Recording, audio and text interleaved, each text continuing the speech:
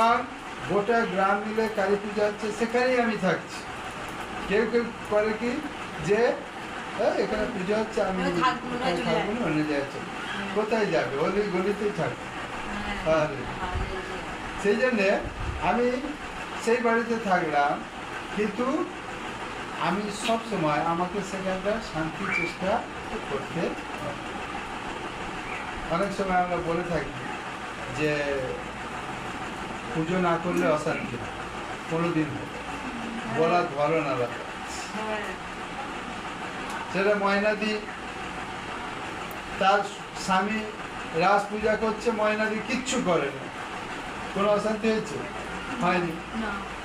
সে শান্তি চেষ্টা করেছে, সে নীরব থেকেছে। সেই জন্য ঈশ্বরের বাক্য বলছে, কিন্তু যেখানে অশান্তি হওয়ার কথা সেখানে অশান্তি হয়নি, অন্য জায়গায় অশান্তি কুড়িয়ে আনা হয়েছে, হ্যাঁ কি না? ওই জন্য বলছে প্রতিশোধতা আমি। যদি মাইক বাজাচ্ছে, যদি আমার ডিস্টার্ব হচ্ছে, যদি রিকোয়েস্ট করা হতো, আমি বিশ্বাস করি বক্সটা ঘুরিয়ে দিত।